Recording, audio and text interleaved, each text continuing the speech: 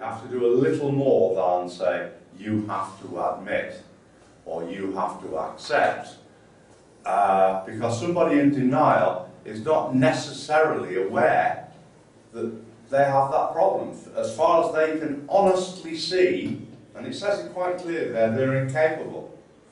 They're incapable because they are suffering from denial.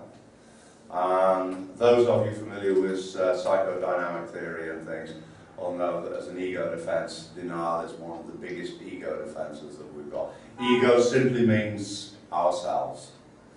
My ego is myself, and my protection of myself will vary depending on what group of people I'm with, whether I'm in a very intimate relationship where I might have very few ego defenses, if I'm normal and healthy, to where if I was in front of a large group of people, or I was in a professional situation where I might have quite a few ego defenses because it's a professional relationship and what's important is the thing that's being worked on rather than me. Which is reflected again in our traditions when we talk about principles before personalities. So, I'm really keen on how it is we can help people who are... well, let's take a look at the, ego defences. Are we familiar as a group as to what ego defences are? Can we name a few? Obviously, denial is one. Has anyone got any examples of other ego defences? Isolation. Projection. Projection. Freud's daughter, Anna Freud, made a list of ego defences. Now, I'm not saying that we have to go with that, but we are totally aware when we're working with clients, and we see this all the time. How many clients come to us and say, it's not my problem, it's my wife. If you had my wife, you would have my problems. You know, that, in other words, I'm projecting from myself onto somebody else. What other ones have we got? Displacing. Displacement. Would you like to tell us a bit about that? I know I have some problem and I cannot face it. Yeah. So I will tell her that you have this particular problem, yeah, and you're not dealing with it. But yeah, actually it's my problem. And it's a bit like projection, exactly. And there's quite a list of ego defences that we could work through. And it's quite useful to occasionally refer to that. And then actually think, what was that client I've just met? Which of those defences were obvious? And then you can start giving it a name. And it's quite useful to be able to name things.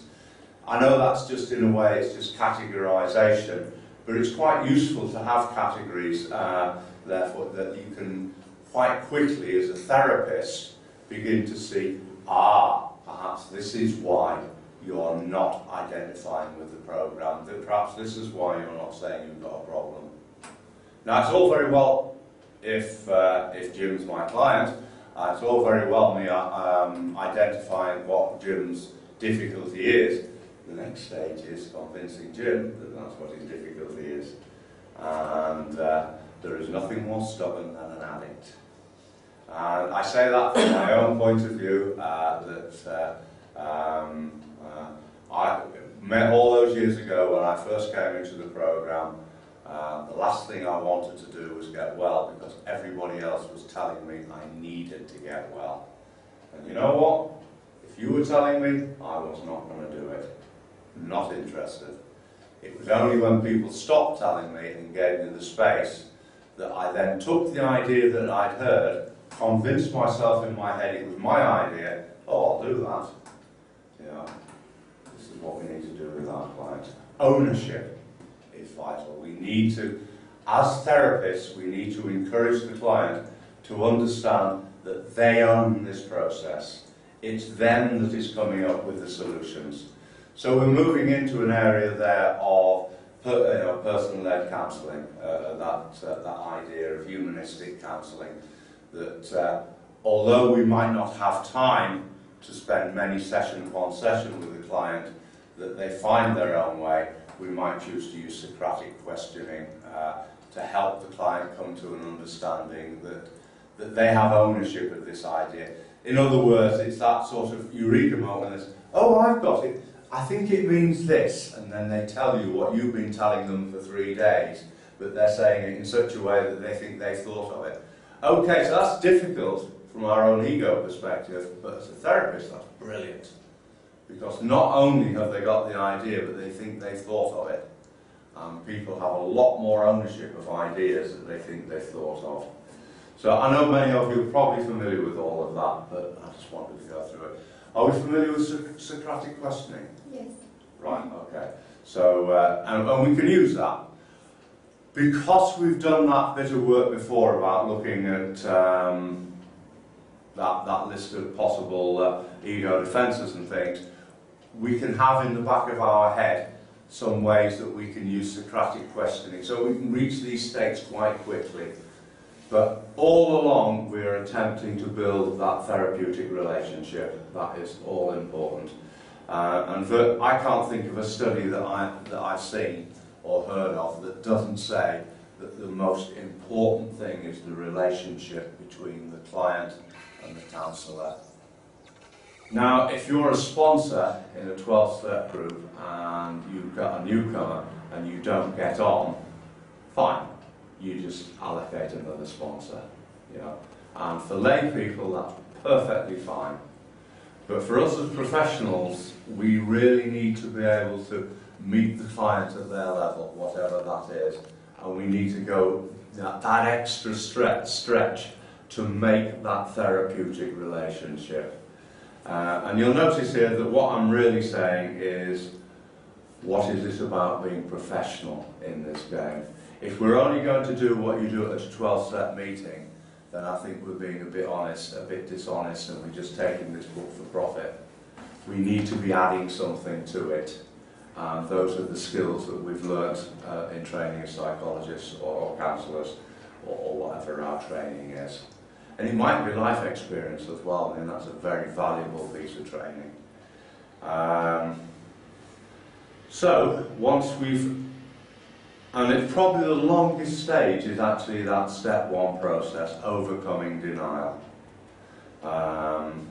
Does anyone have any suggestions that they use in helping clients overcome denial? Let's workshop a little on this. I might, for example, ask a client from their perspective, how does their family feel about it? How do various family members feel about that? And there will be some defensive reactions within that. Oh, my wife doesn't care. She's only interested in this, this and this. But you will find, if you keep on with that, sort of asking these sort of questions, that you might get a response such as, well, yeah, I know my daughter who's 4 is very upset, and I can tell she moves away from me when I've been drinking and things. How many people are familiar with the idea of interventions and how they work? Right, I was personally trained in the Johnson model. So, okay, as therapists, particularly in this setting, or I do a lot of work over Skype and telephone, we can't bring in all the family members, but we can ask the client to imagine what their family members might be thinking.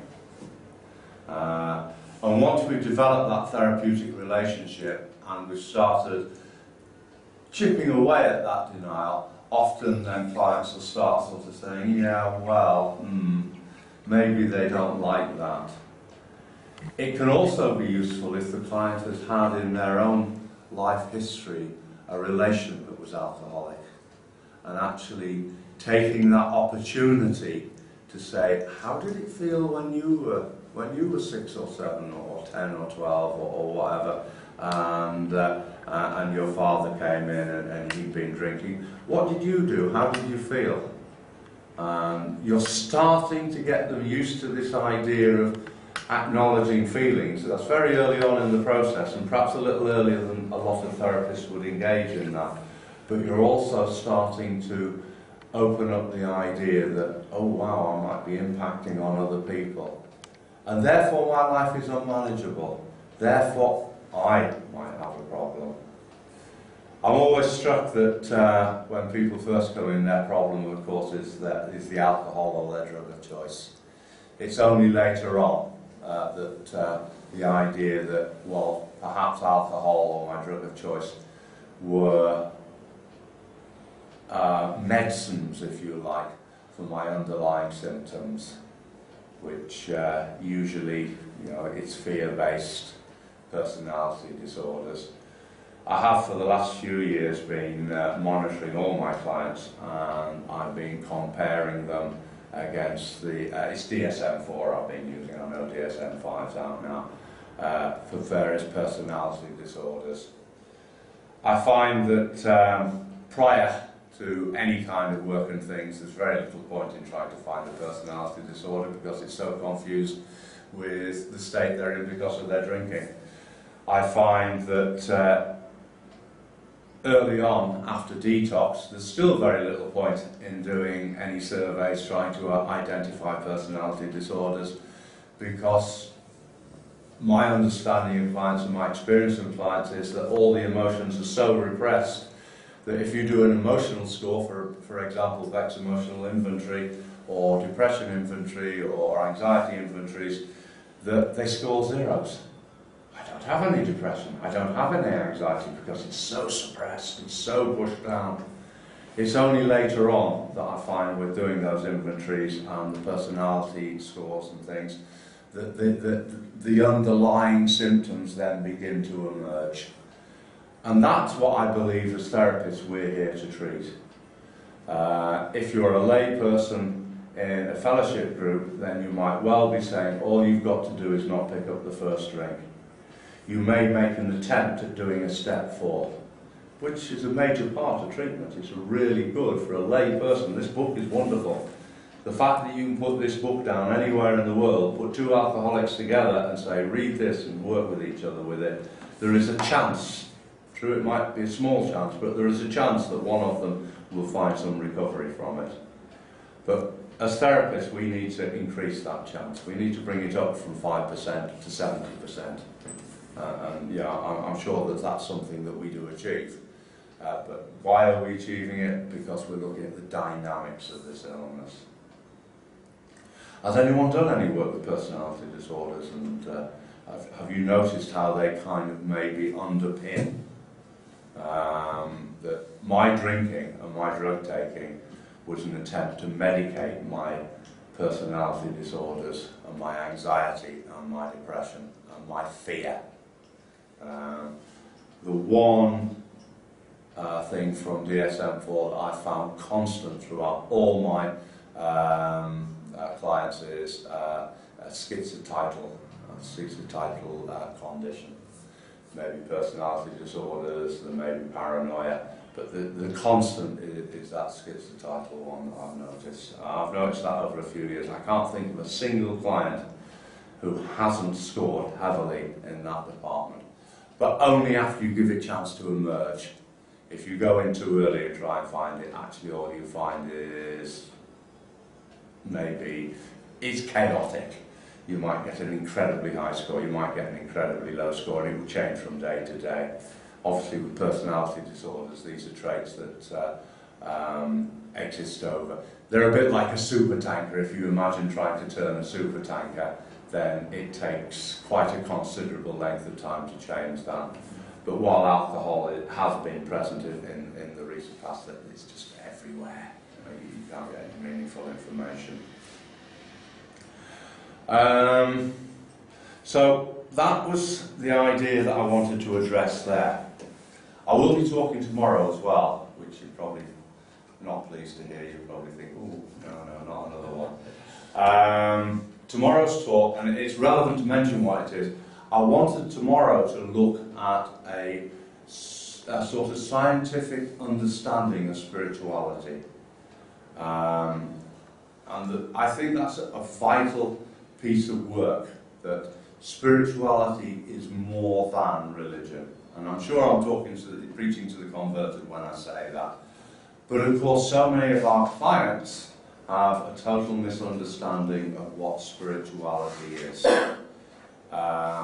In the UK, it's often confused with spiritualism, which is the practice of talking to people who passed over, have died.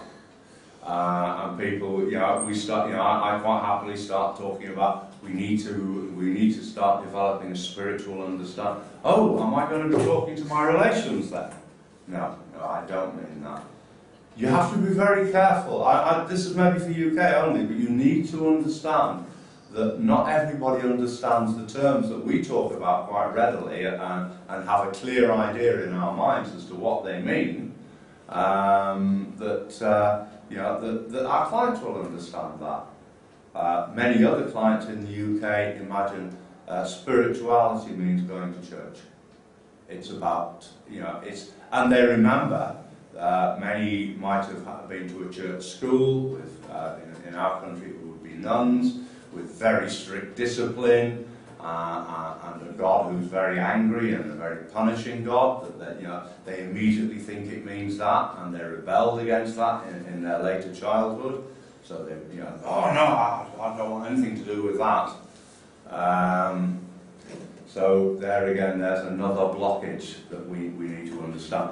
And being able to understand spirituality from a different viewpoint is very useful, and to be able to explore that with the client.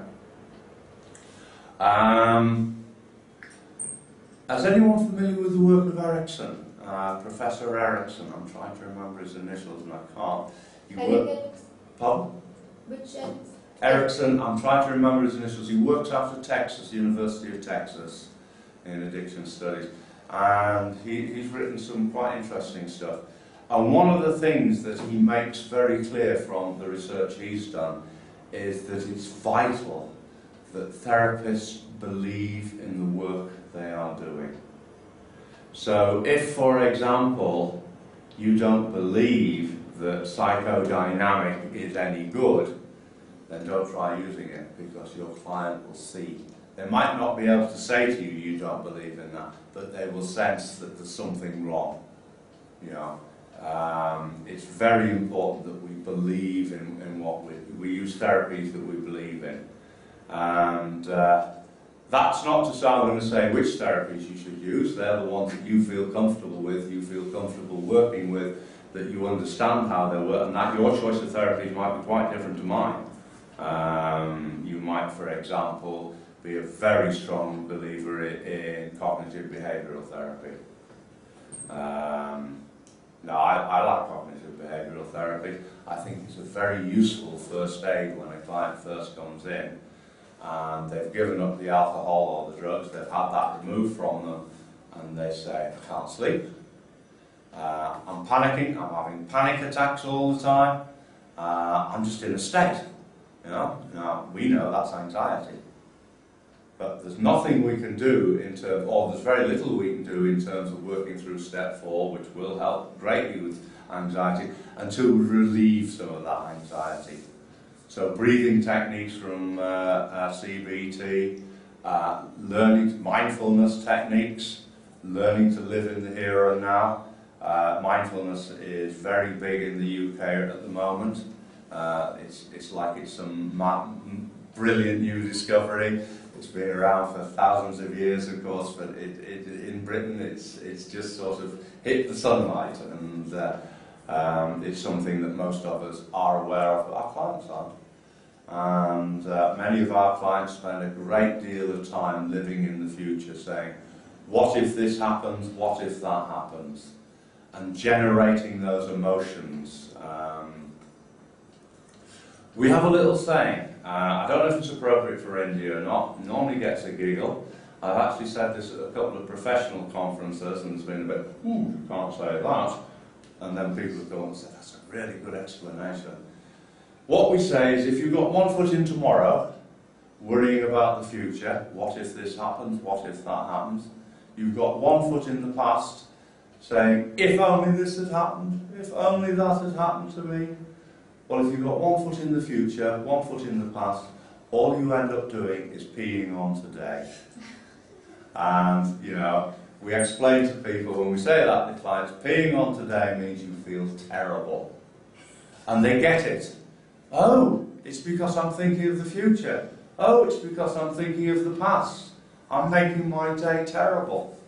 And people laugh and smile, adds a little humour into the session, but it's a very quick way of explaining this is what anxiety, this is what anger actually do to us and things. So it's a useful little saying to use, and then it gives you something to start working on.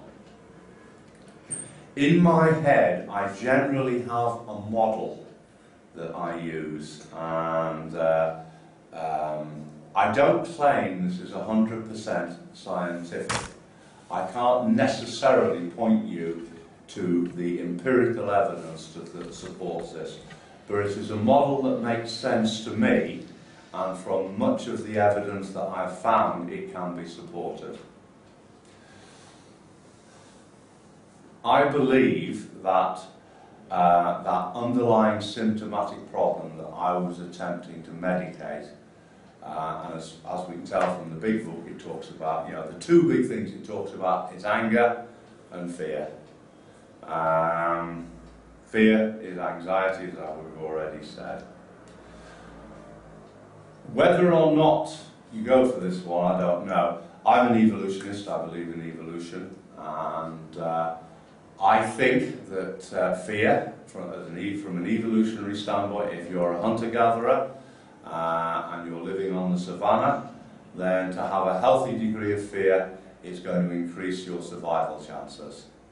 And to have good reactions to that fear, in other words, freeze, fight or flight, is really important to your survival as a hunter-gatherer.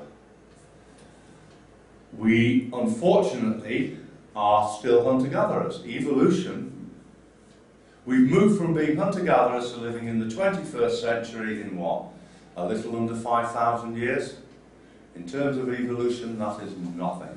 It's a blink in the eye. We've hardly evolved at all. So here we are. We have this wonderful system to live as hunter-gatherers. It's full of all sorts of automatic responses and things, but we're trying to live in the 21st century. And some of those processes have become maladapted. And one of the biggest pieces of maladaptation is fear.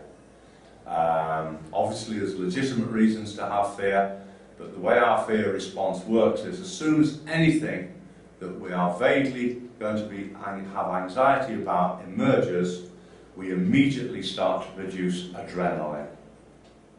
Adrenaline is a very useful thing. It allows for oxygen, amongst other things, to be carried in quantity in the bloodstream as fuel to the muscles. When we have a fear response, even before our cognitive abilities have recognized what that fear is, adrenaline is being produced. And we are also we are also breathing much more rapidly.